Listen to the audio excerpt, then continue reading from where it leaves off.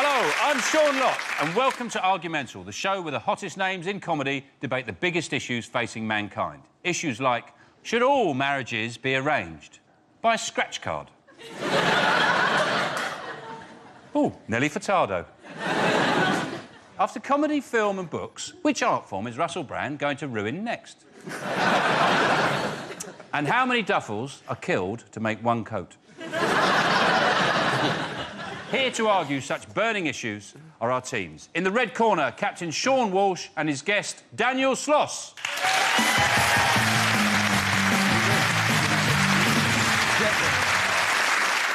And on the blue team, Captain Robert Webb and his guest, Andrew Maxwell.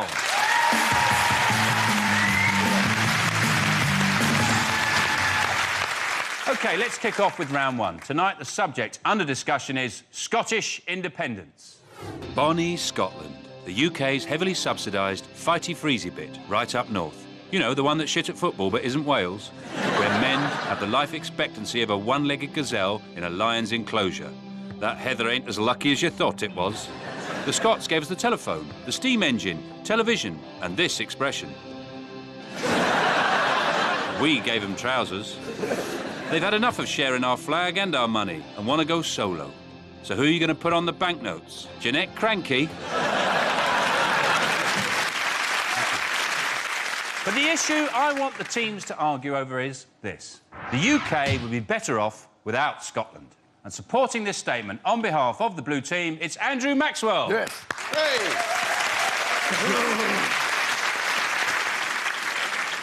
The UK would be definitely better off without Scotland. Number one, the minute we cast them aside, by we I mean you, the national average temperature shall rise 3 degrees. I don't know whether anybody in this room has ever actually experienced a Scottish summer, but it's a hell of a thing. 20 degrees every day. Granted, it's not a great tourism slogan. Come to Scotland, it's room temperature. But this separation between us should be good for them too. I think we've all learned that the Scottish are a very different people, particularly this summer. Yes, that's right. There was no rioting in Scotland. Scotland's too damp to burn. We need to separate these two countries, draw a line. I say enough of the shilly-shallying and dilly-dallying, having to put up with the nonsense from the SNP. God damn it, these people released the dude that blew up the plane in Lockerbie. That's right, they were like, oh, well, it's because it's nothing to do with him being a terrorist. We are a totally different administration to Westminster, and we don't have to kowtow to them. In fact, it's a human rights issue, because he only has a life expectancy of 6 months. Yes, in Scotland. You send him back to somewhere where he can get fruit and veg on a daily basis. He's going to live for years, and that's what's happened. Still alive in Libya. Him and Gaddafi. Where's Gaddafi? Why have we found ourselves playing Where's Wally in the Desert again?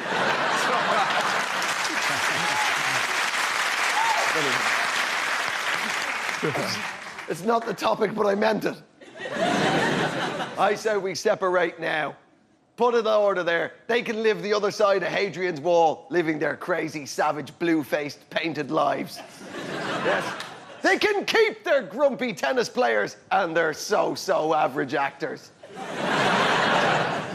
And that's why, people, I want you to reach into your hearts, tickle your minds, and fix your underwear and vote blue!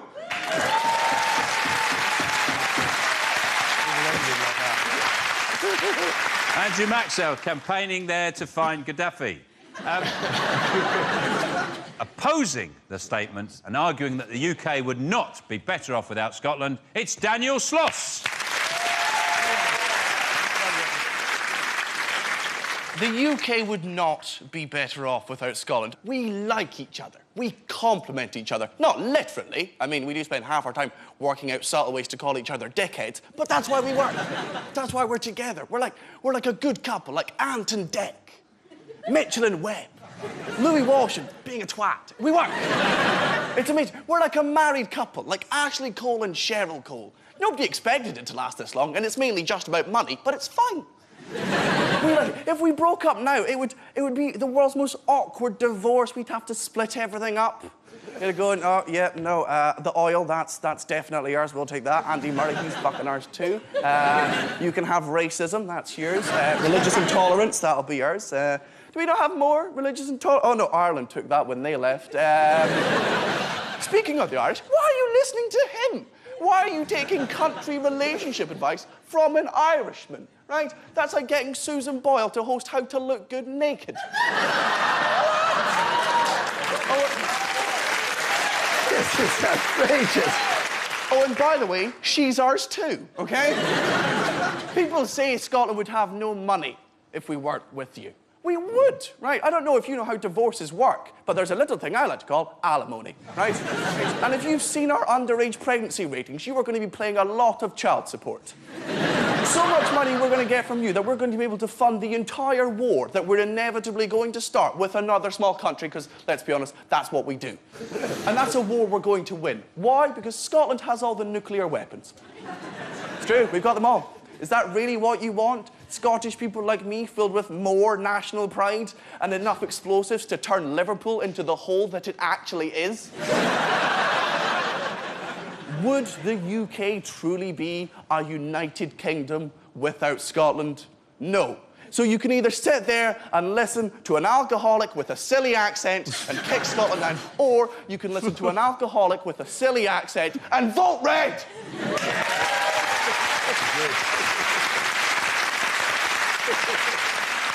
Thanks, Daniel. So, Robert and Sean, is there anything you'd like to say in support of your teammates? I've been up to Edinburgh to do the festival. You go up there, and they're not as unhealthy as you think. I was at a bar in Edinburgh next to a Scotsman. He said, "Excuse me, love, can I have a couple of shots of tequila?" In a Scottish accent, sorry. Yeah. And she said, "Yeah, would you like salt with that?" And he went, "No, it's bad for you." Exactly. Of course, we're much better off without them. If we were different countries, we could have a war with them and beat them again. What the hell are we doing in Afghanistan? We could be beating the Scottish. Where the hell is Gaddafi? Yeah.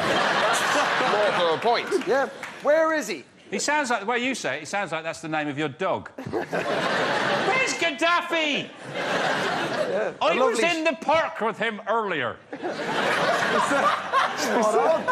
I thought... It's another little sideline I do, a little string to my bow, the accents thing. Absolutely, we should definitely sever their ties with them. It's a welfare state. It's ridiculous. I'm sick of paying my London tax money to uphold ridiculous stuff in Scotland. Well, fuck off back to Ireland, then. Oh, like that is it? Oh. Yes, that's right. I will go back to Ireland. Famous Englishman, Sean Walsh. As for you, Daniel Sloss, don't be swayed by him, ladies. This isn't a classic example of a Scotsman. They're usually a small, hideous troll ginger thing. This flaxen lady over here isn't what a Scot usually looks like. Sloss Castle, more like in English. He's German! This German over here is trying to persuade you to part with your hard-earned tax money till the day you die. And why? For people that will only hate you. Sloss is Scandinavian! Do not listen to I think him. this argument should be continued on a bog door somewhere.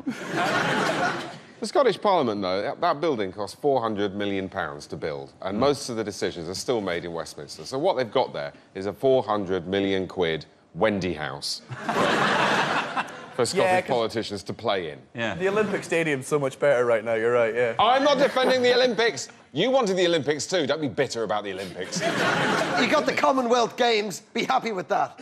That's like an Olympics where no good countries take part.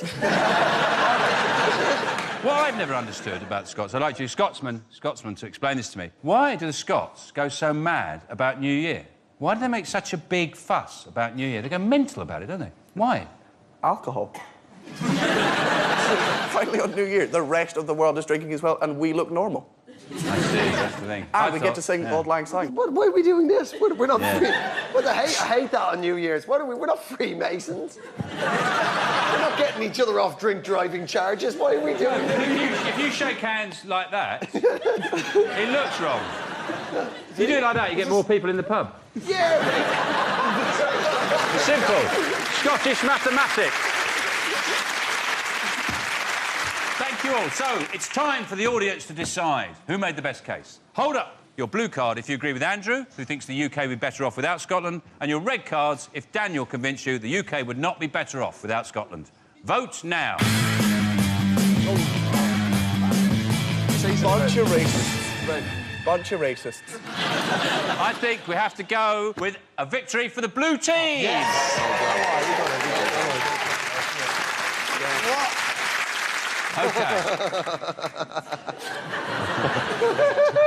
No need to cackle like a supervillain, team. That's what Andrew does, even when he has a bath. He just sits there going... It's filling up my feet! OK, our next round is called That's a Brilliant Idea. We're going to present our teams with a series of preposterous statements. They have to produce an argument to support those statements.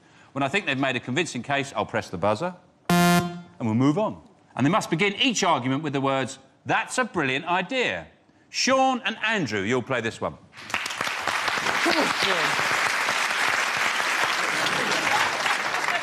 Right, you ready? Yeah. Sean, we'll start with you. Here's your first statement. Doctors should deliver bad news as if it's funny.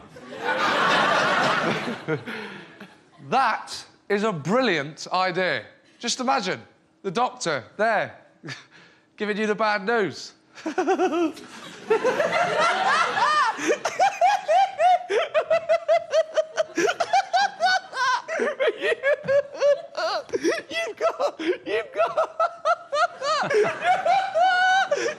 gonna love this one. You've got.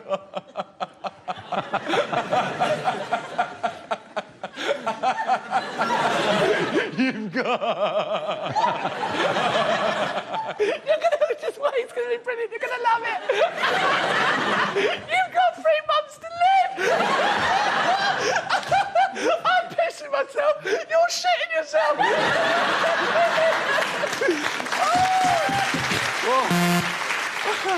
Andrew, divorce settlements should be decided using trial by combat. That's a brilliant idea, Sean. You mean something like gladiators? Just at the start. Scorned wife, ready! Caught red-handed, soon-to-be broke husband, ready! Sean, liking opera should be punishable by death. That is a brilliant idea. Imagine that bloke goes, "Go compare!" Done. Andrew, the next Spider-Man should be a Cockney. That's a brilliant idea. Who wouldn't want a superhero that goes, "Oi, what's going on here? Oi, I smell something around the bin. Do you take the bins out? Do you take the bins out? It's stinking in here. I can smell a bin. It's like a bin or a dog's flange. Something's awful in here. How am I meant to go around and make sure New York City's safe when it stinks in here? Something's got to me out of the bin. Look at this. I can do that. Oi. Yeah? I can fly from building to building, but I can't do everything, can I? Somebody else has to take the bin out.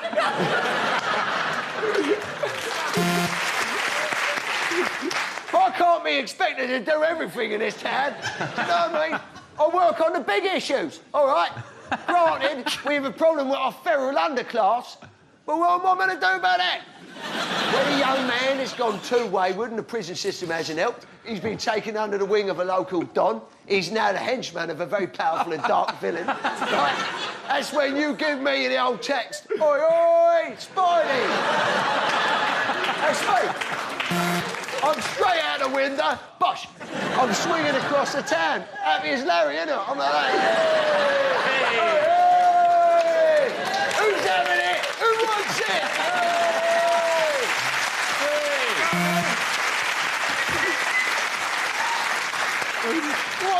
What happens? I get there. I get up there, Right. filthy alleyway, dancing already in on. distress, absolute classic, 3 henchmen. Very worst that can happen, you know what I mean? It's a horrible possibility. Right, don't worry, I'm here, love. I'll sort this out. I'm just about to get stuck in, right? Boots on, let's have it. Right? What happens? I'm about to get stuck in here. What's in the back of my mind? Somebody take the fucking bin out!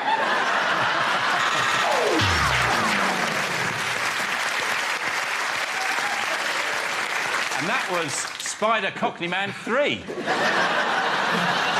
Well done, both of you. But who do the audience think did the best job? If you think it was Sean, hold up your red card. If you think it's Andrew, hold up your blue card. Vote now, go.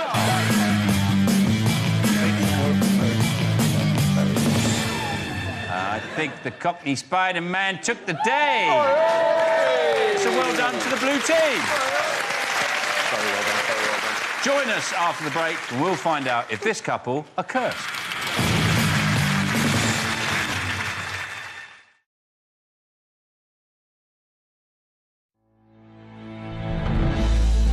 Virtually every grave we were dealing with was something very, very strange. The search for secrets. We've got decapitation, beheading in both cases, which is a very shaming sort of death. Brings the mysteries of the dead It was suspected that he was disemboweled in antiquity. back to life. They removed his legs, they decapitated his skull, and they reburied him.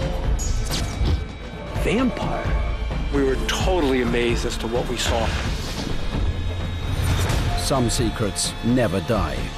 Mummy Mysteries starts Wednesday the 22nd of May, new and exclusive to yesterday. He's the prototype for the modern celebrity. He wakes up and finds himself famous. Women were just throwing themselves at him. Byron kept a bachelor pad across town to hide his mistresses from his mistresses. Secret Life of Lord Byron, Thursday at 9, new and exclusive to yesterday. And to give you a taste of what you can expect, we have prepared a little montage.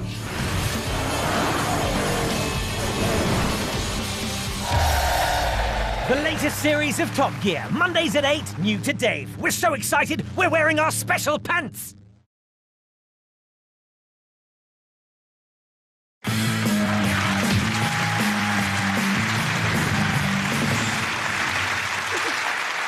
Welcome back to Argumental. Our next round is called Flip Flop. We'll find out how well our teams can argue with themselves. I'm going to give one member of each team a statement, which they must support until they hear this sound, at which point they must perform a U-turn and argue against it. Then flip-flop backwards and forwards every time I press the buzzer. Robert and Daniel will play this one. And Robert, you're going first, and I'd like you to start off by arguing that real men wax. OK, real men should wax so that they can join and show solidarity to women who have to wax and join them under the exfoliating patriarchal cosh. You want to leave women there, under that cosh, on their own, under the cosh? No, let's get under that cosh with them. They need some help under the exfoliating cosh, and fuck them, fuck that cosh. Leave them, it's a cosh of their own devising. No, exfoliating and waxing is wrong, it's unethical, it's bad for the environment, it's anti-Semitic. I've got evidence to back up all of these arguments, I just haven't got time to share it with you right now. Apparently I have.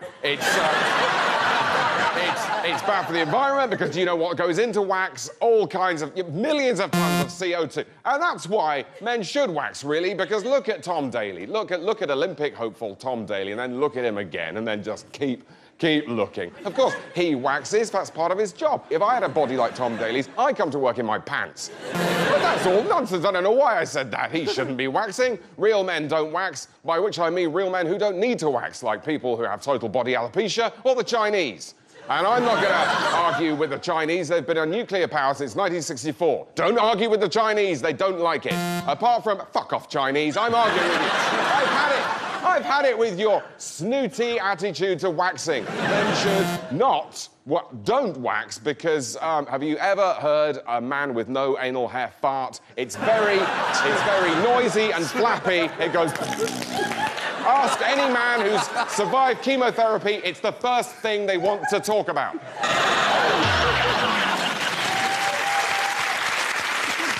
Thank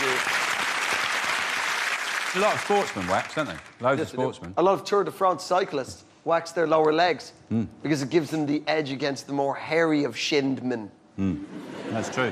But like Shane Warne, I think he's actually laminated. OK, Daniel, I'd like you...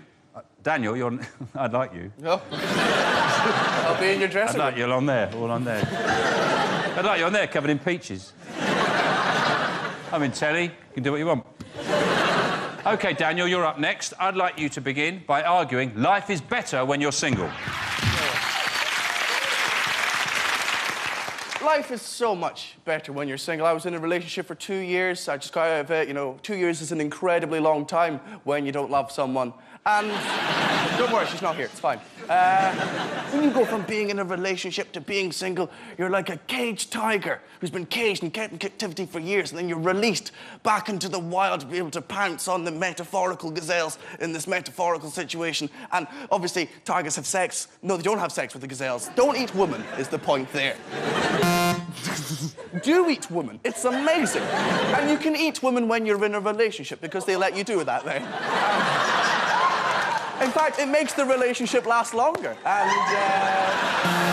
when you're single, it's so much better. You've got that freedom. You can wake up in the morning and just not put any clothes on. But you should, because you don't look that good naked. I mean, that's the important thing. When you are single, it sucks, because all you're doing is sitting around in your underwear, eating a meal for one, contemplating and arguing with yourself, much like just now, whether or not you should have a wank. That's... You can masturbate as much as you want when you're single, because you don't have to worry about waking anyone up. Except the neighbours, because I'm fucking loud. It's so much better being in a relationship, because you've got someone to love and hug and coddle, and there's nothing better than that. Well, there is. Fucking sex with strangers.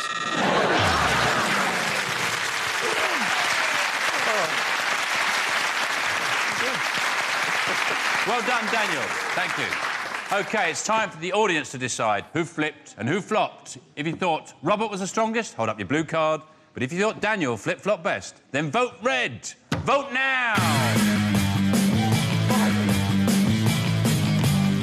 I think that's clearly a victory for the red team.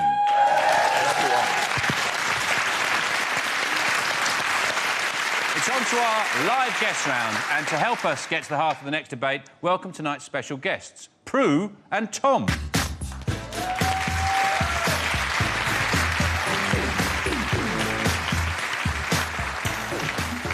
Thank you for joining us. It's Prue and Tom. They're a couple, and you're a very good-looking couple, obviously. Well, yeah, I'd agree that. Wouldn't you agree with that? One of them is. Yeah. How you doing there, hot stuff? I've only got one question for you, sweetheart. You take the pids out?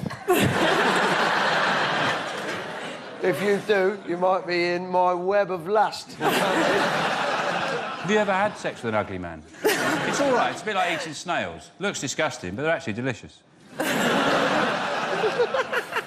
OK, so the statement I want you to argue is this. Beauty is accursed. First up, it's Sean.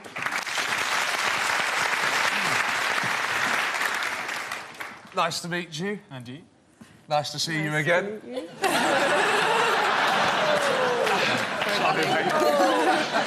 Hey, it's cool. He's just busting your balls, OK?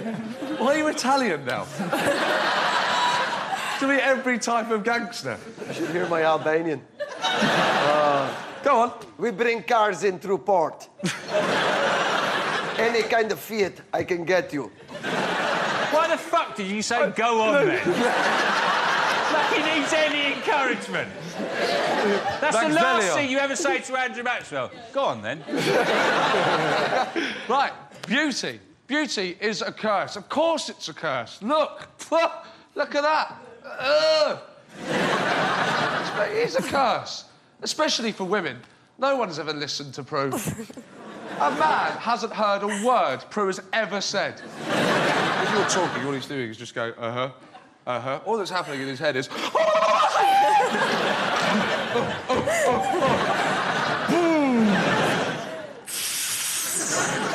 Then he'll be there just going, uh-huh, yeah, no, it's a real shame about him, yes. And the same applies to you, Tom. You know, when you're talking to a man, all he thinks is, you're a prick. But he's not a prick. You need a personality to be a prick.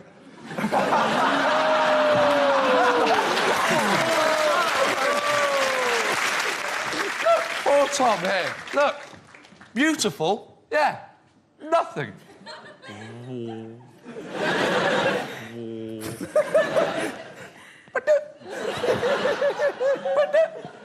All that ever happens in his head is occasionally he thinks, I need a wee-wee. If these two have a disagreement, they have to sort it out amongst themselves. They can't do what ugly people do and just go on Jeremy Kyle. It's a curse, of course. Beauty is a curse. They don't know what it's like to be normal. But at least now and again, we get told, oh, you look nice today. They never get that. Ever. Because they look nice every day. My friend! Woo! Yes, my friend! Thank you.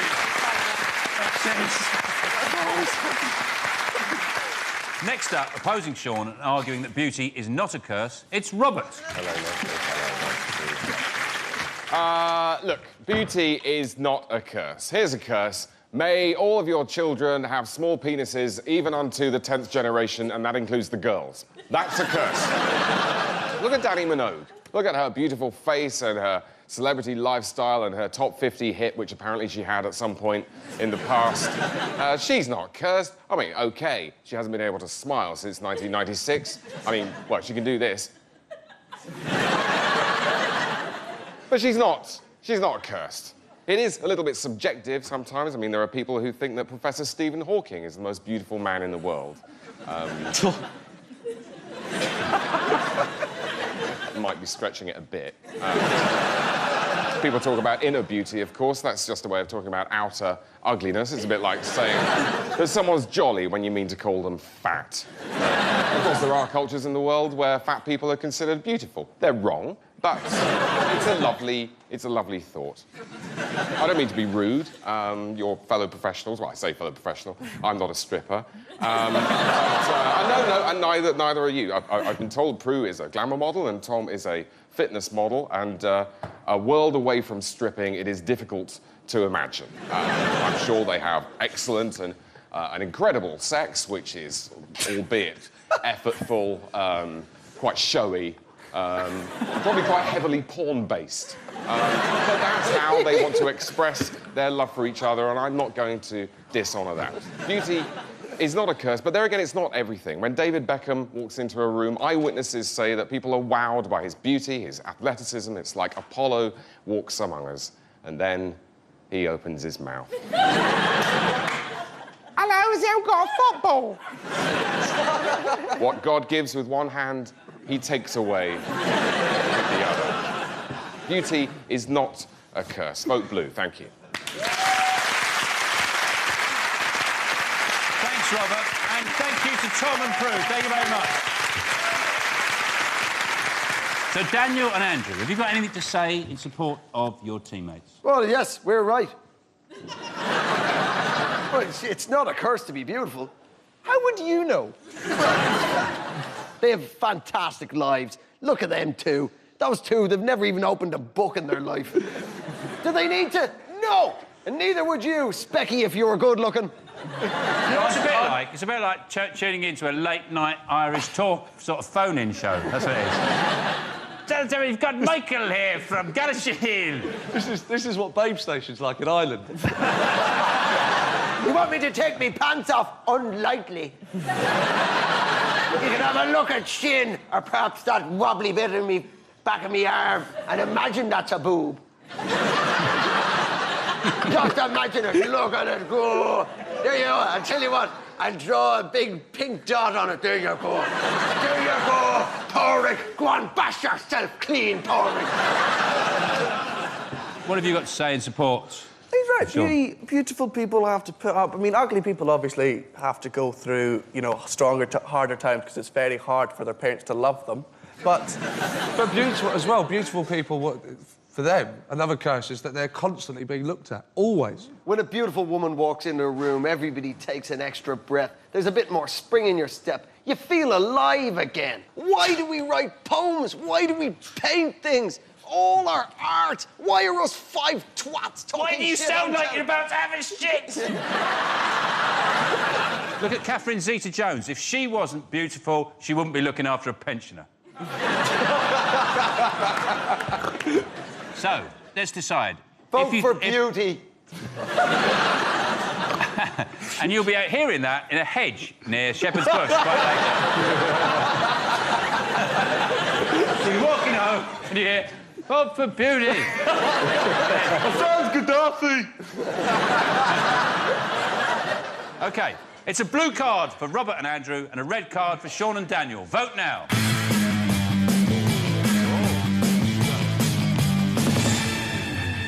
A victory for the Reds. Which means that tonight is a draw. Right, that's all we've got time for. Thanks to tonight's guests, Daniel Sloss and Andrew Maxwell, and to our captains, Sean Walsh and Robert Webb. Good night.